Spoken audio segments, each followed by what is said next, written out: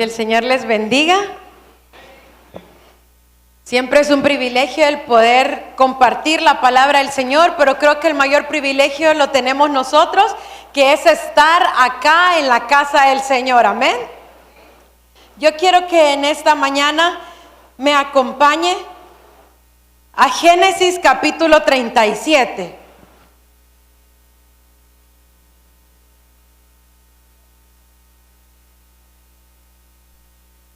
Génesis capítulo 37, versículo 28.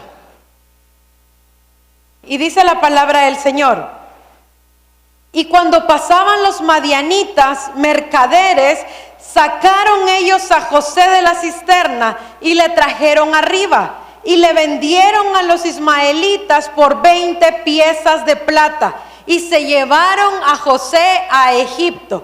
Yo quiero que incline su rostro y vamos a orar en esta mañana. Padre, gracias te damos, Señor, en esta hora, Padre, por permitirnos poder estar en tu casa, Señor, para poder adorar, para poder glorificar tu nombre.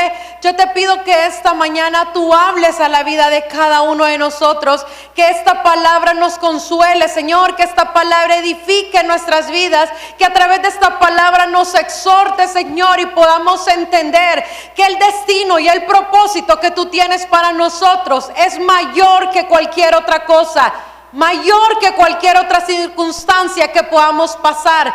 Que hoy en esta mañana, Señor, salgamos transformados de este lugar. En el nombre de Jesús. Amén y amén. Va a disculpar así si a veces tutubeo, creo que es, pero que siempre le doy las gracias al Señor por el privilegio, pero yo, más que usted, estoy más nerviosa de estar en este lugar. Dice Génesis 37, versículo 28, que se llevaron a José a Egipto. Y yo no sé si usted alguna vez ha leído la historia, la mayoría lo conocemos. Pero un día se levanta José, así bien eufórico, bien contento, llega al comedor donde están sus hermanos, donde está su familia, y le dice: tuve un sueño. Y les cuenta a Josué el sueño que tuvo. Y él pensó, digo yo, en algún momento, que sus hermanos se iban a alegrar juntamente con él. Pero entre más José contaba el sueño, más a sus hermanos se les caía mal. Y entonces pasaron los días. Y hubo una vez que se levanta José, así como usted y yo, un domingo cualquiera, y se prepara.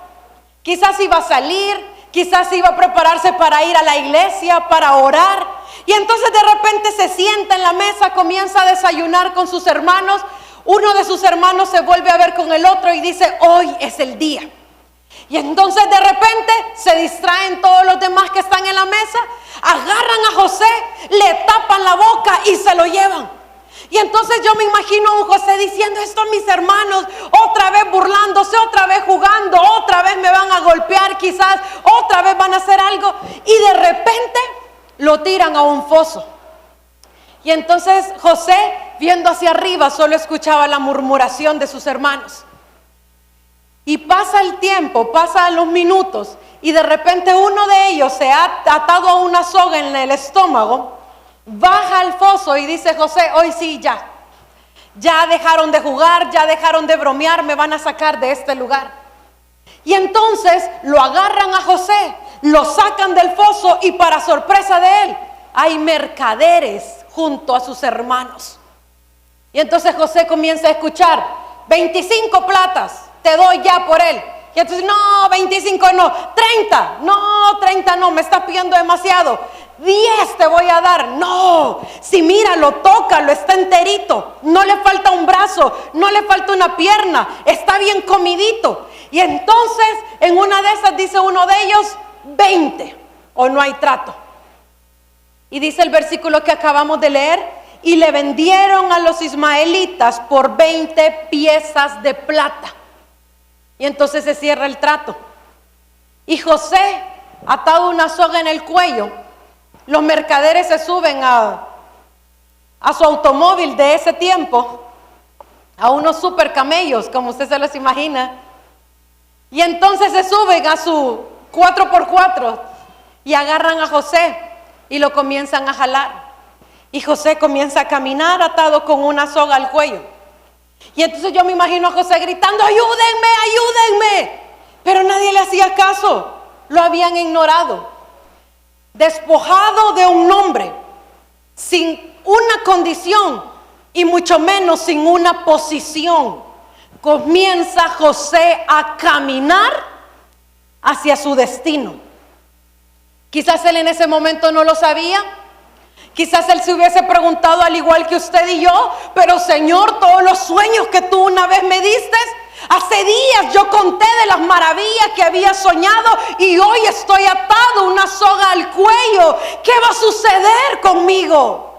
Y comienza a caminar José aparentemente arrastrado y aparentemente derrotado.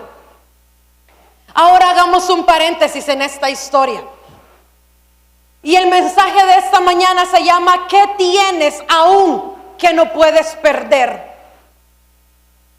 Y no solo usted va a escuchar esta palabra, sino también los que están conectados a través de los diferentes medios de las redes sociales. Y la misma pregunta que le hago a usted, la misma pregunta le hago a los que están detrás de esa cámara. ¿Qué tienes aún que no puedes perder? ¿Qué tiene usted en esta mañana que no puede perder? Porque aparentemente ya perdió su salud, aparentemente ya perdió en lo económico, aparentemente ya perdió con la familia, aparentemente sus hijos ya no quieren nada y usted está derrotado. Pero déjeme decirle algo en esta mañana. Y cuando el pastor ministraba en la Santa Cena, él decía algo muy importante. No es un domingo cualquiera. No es solo venir a escuchar la palabra del Señor. Hoy ha habido Santa Cena en este lugar. Y aún más, el Espíritu Santo de Dios está acá y a Él se le place querer hacer milagros en esta mañana. No, yo creo que si alguien me dice que recibo un milagro, yo grito amén. Pero yo creo que vinieron más despiertos los del primer culto. ¿Qué tiene usted que no puede perder? ¿Sabe qué tiene usted que no puede perder al igual que José? Su destino y su propósito. Y mientras José iba caminando a través de las diferentes etapas y escenarios que pasó José antes de llegar a ser un gran hombre, lo que lo mantuvo vivo todo ese tiempo fue los sueños que Dios le había dado. Y yo me imagino a un José en la cárcel hablando con otras personas, pero convencido de que Dios lo había llamado para algo grande. Convencido de que no se iba a quedar donde estaba en ese momento. Convencido que hoy tenía una soga atada al cuello, pero que su destino había sido el que Dios le había sido revelado. Hoy en esta mañana, iglesia, usted tiene que tener algo. Usted tiene que tener convicción de que su destino es más grande que la situación que usted está pasando. Que su destino y que su propósito es más grande que lo que ahorita lo está agobiando sentado en esa silla. Yo decía en el primer culto que con Pau nosotros hemos pasado un montón de sube y baja desde el mes de octubre. Desde el mes de octubre ella ha caído en una tos, en unas cosas que un día está bien, otro día está mal, un día bien, otro día mal. Y justo para amanecer este día hemos pasado desvelados, porque casualmente había estado bien 3 semanas. Y yo decía, 3 semanas, tenemos victoria, 3 semanas. Yo no le quería contar a nadie porque se va a escuchar Satanás y algo le dijo, ¿verdad? No somos buenos para confesar lo malo, pero no lo bueno. Y entonces, y justo ayer en la noche, desde las 10 de la noche, comienza a toser. Y ya se le va a quitar, ya se le va a quitar. Comienza a toser y a toser hasta como a las 12 de la medianoche. 12, 12 y media tosiendo, pero sin parar. Le hicimos terapias, le dimos medicina y comienza y no paraba. Y hubo un momento que ya estábamos cansados. Y entonces yo le dije al Señor, ya no más. Y compartí en el primer culto. ¿Sabe por qué le cuento esto? Porque yo creo que Dios hará un milagro. Porque ya me lo reveló. Porque ya me lo dijo.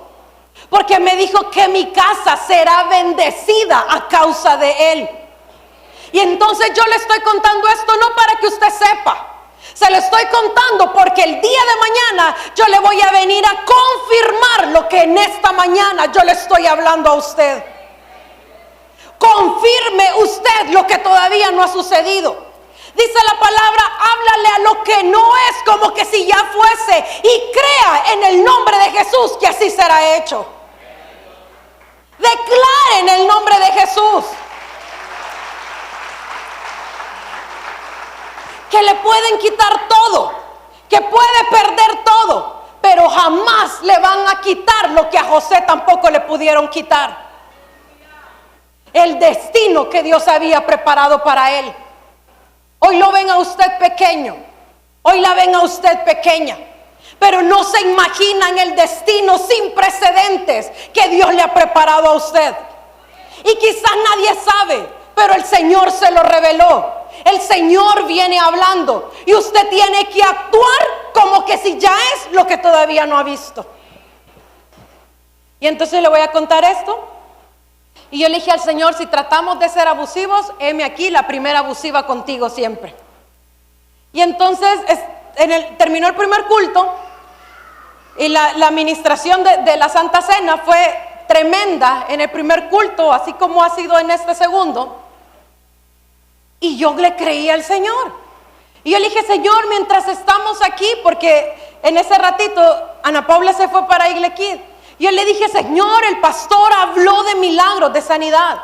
Yo le dije, Señor, lo que aquí está sucediendo, que suceda donde está ella, que suceda donde están esos niños, que si es necesario botar la medicina y creer, pues vamos a creer en el nombre de Jesús. Si esto se trata de hacer locuras, que para los que no entienden parece que estamos haciendo cosas que no tienen lógica, pero sea loco. En el Señor aprenda a hacer locuras. En el Señor aprenda a actuar por la fe. En el Señor declare cada día la palabra, aunque la enfermedad haya llegado a su casa. Y diga, la enfermedad por un momento me ha visitado, pero yo declaro que tú te vas en el nombre de Jesús. Agarre ese dólar que usted tiene y declare, ahorita tengo $1 y es lo único que tengo, pero el Señor me ha dicho que Él es el dueño del oro y la plata, y yo soy su hijo, y Él me va a multiplicar hasta que me sobre y abunde. Y les decía en el primer culto, no diezme, y no lo digo solo para usted, lo digo también para mí. No diezme exacto y justo, porque no comenzamos a creerle a la fidelidad de Dios. Y entonces diezme y ofrende creyendo lo que usted va a recibir. Gracias por esos 3 amén que están creyendo también en su economía. Hay uno que no sé si decir amén o reprendo. Y entonces estábamos le pedimos permiso al pastor y nos quedamos un ratito ahí en la salita, porque trajimos todo. Le trajimos a Paula las medicinas, le trajimos el cosito para darle la terapia. Y entonces estábamos ahí en la salita y habíamos pedido permiso para darle a ella su terapia. Y cuando estábamos ahí le digo a Daniel, ¿se la damos o no se la damos? Y entonces él me dijo, como todo hombre sabio, decide tú. Ante todo la sabiduría que el Señor le da a las mujeres. Y entonces, y me dice, no sé, yo la veo bien, no sé qué decir vos. Y entonces sí le dije, no puede ser que estemos creyéndole al Señor, pero que vayamos a actuar con lo que nosotros pensamos. Y entonces mire si me atrevo o no me atrevo, pero yo pongo al Señor ahí, así que hay que ver tú, ahí ve tú. Y entonces sí estábamos en esa salita y yo le dije, no, ya no se la demos. Ya no se la demos porque tenemos que creer que Dios es capaz de sanarla, que Dios es capaz de hacer un milagro sobre ella, que si Dios ya lo habló, lo hará en este momento o lo hará más tarde. Más que darle medicina, la vamos a ungir con el aceite que tenemos en la casa. Y entonces pues ahí quedó la terapia y ahí quedó la maquinita porque no se la dimos. Y cuando se sienta a la par mía, yo le dije, Señor, si tú lo quieres hacer, hazlo. Pero si tú no lo quieres hacer, tu nombre siempre va a ser alabado. Porque padre de familia que está acá, antes de ser sus hijos, primero son los hijos de Dios. Y a Él le plació que usted fuera padre y madre y lo quiso bendecir. Pero le pertenecen a Él y Él decide su destino y Él decide su propósito. Y usted tiene que ser la guianza para ellos. Pero los milagros Dios los va a hacer sobre su casa. Y eso es lo que mantuvo vivo a José. Y mire lo que dice segunda de Timoteo, capítulo 2.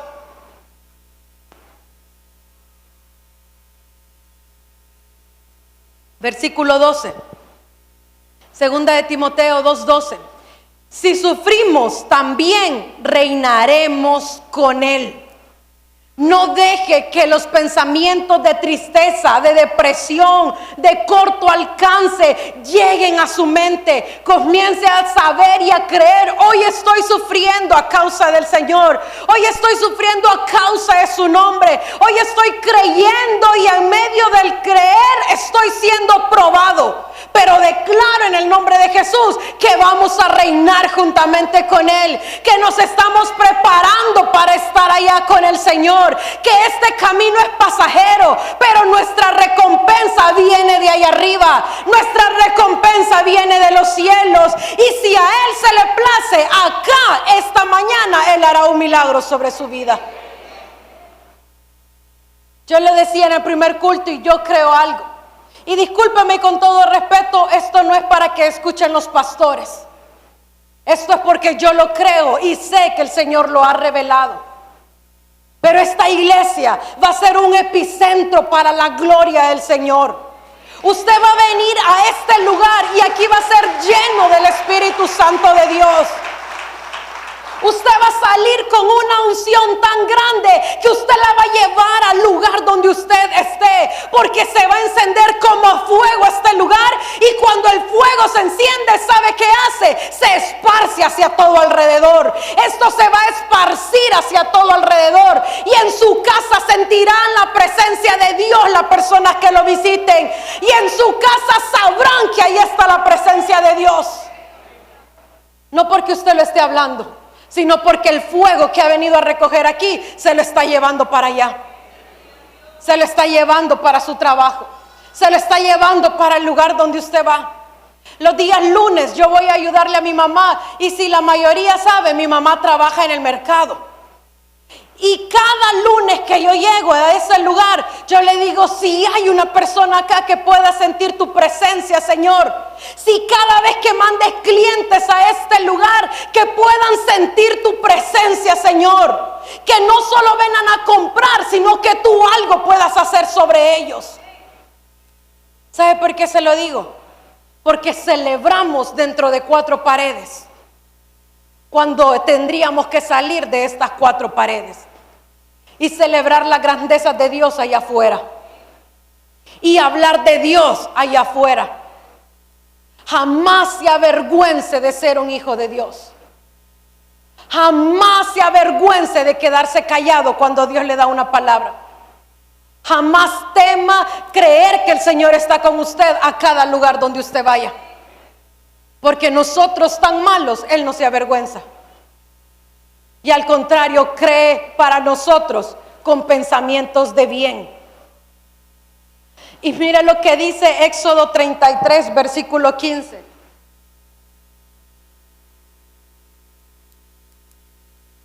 Hoy sí, Éxodo 33, versículo 15. En el primer culto estaba tan emocionado que se me desvía un versículo, pero los hermanos me siguieron, porque dijeron amén a ese versículo. Así que gloria a Dios por los hermanitos del primer culto. Éxodo 33, versículo 15. Y dice la palabra del Señor: y Moisés respondió: si tu presencia no ha de ir conmigo, no nos saques de aquí. Hagamos nosotros también lo mismo. Que la presencia de Dios sea la pasión de cada uno de nosotros. Seamos como una esponja más que como una piedra. Y yo no sé si usted alguna vez ha ido al mar, Pero cuando una piedra se pone en el océano, usted ve qué pasa. El agua la moja, tal vez la puede cambiar de color, tal vez le puede ir haciendo algo a la piedra, pero muy por fuera, nada por dentro. Pero en cambio, una esponja, si usted la pone en el mar, si usted la mete en el océano, la esponja absorbe en cada poro de esa esponja, absorbe el agua que penetra de ese océano. ¿Sabe qué tenemos que ser nosotros? Esas esponjas, que la presencia de Dios nos penetre a cada uno de nosotros de una manera tan grande que venga lo que venga, no haya nada que nos pueda mover. Hace unas 2-3 semanas atrás, usted se ha fijado que los jueves están siendo jueves de ministración. Y si usted no viene los jueves, yo voy a hacer este paréntesis y este comercial. Yo le invito a que venga los jueves. Y el Espíritu Santo se está derramando de una manera grande. No porque no lo haga ahorita, sino que porque Él hace como Él quiere. Y entonces en los jueves de ministración, a veces el pastor se baja y comienza a darle palabra a la gente. Y yo soy la primera, que yo siempre quiero que me den palabra a mí. Y entonces hubo una noche que el pastor se acercó y me dio una palabra. Pero yo no sentí nada. Estaba totalmente nada. Ese día en las alabanzas no sentí nada. Ese día en la palabra no sentí nada. Ese día en la palabra profética que me dio no sentí nada. Claro que dije amén, porque he aprendido que me apropio de esa palabra aunque no en ese momento sienta. Y no le había dicho a nadie, pero salí frustrada ese jueves de este lugar. Y a veces no sé si debería de decírselo o no, pero yo se lo quiero decir. Porque quizás más de alguno sentado en esa silla le pasa lo mismo que a mí. Y entonces salí de ese lugar un poco frustrada. Yo le dije, Señor, tan carnal estoy que hoy no sentí nada. Tan pecadora ando, le dije, que hoy no sentí nada. Porque si algo a mí me sostiene en medio de las pruebas, es la presencia de Dios. Cuando Él me abraza, cuando Él me contempla, cuando en medio del problema me dice, Pamela, aquí estoy con vos. Eso es lo único que a mí me sostiene para no tirar la toalla. Y entonces el pastor se acerca la semana pasada y me dice, Pame, ¿usted puede predicar? Y yo le dije, en mi mente dije, a la piedra más fría le acaban de decir en esta hora. Dije, pero yo, claro, amén, sí, ¿verdad? Porque donde Dios quiera, como Él quiera, cuando Él quiera.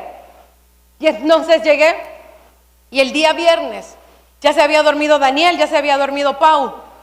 Y entonces me fui a otro cuarto que tenemos. Yo le dije, Señor, he leído tantas historias de la Biblia, he escuchado tantos personajes de la Biblia, que hoy voy a ser uno de ellos, le dije. Y me hinqué y le dije, yo no puedo llegar a ese lugar si tu presencia no me acompaña. Porque si yo me paro aquí y aquí no está su presencia, yo le voy a hablar en mi carnalidad.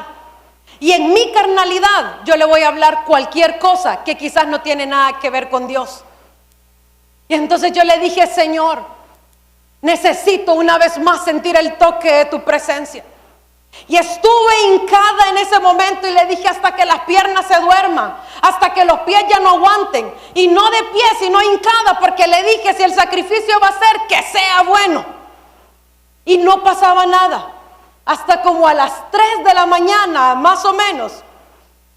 Entonces escuché cuando Él me dijo, aquí estoy. Y ya después todo lo demás ya no se lo voy a contar. Pero entonces yo le dije, gracias, Señor, porque si tu presencia no va conmigo, no me puedo mover. Iglesia, si su presencia está con usted, entonces usted atrévase a creerle al Señor hasta la locura más grande que pueda llegar a suceder. Si la presencia de Dios está con usted y si Él habló y le dijo a usted, créale a Dios que así va a suceder, créale al Señor que así va a pasar. Cada vez que viene a este lugar, cada jueves, cada domingo, por favor, no venga solo a sentarse, no venga en modo de bulto a este lugar, venga aquí expectante de lo que va a suceder, creyendo de lo que va a pasar. Hoy te voy a adorar mejor de lo que te adoré el jueves.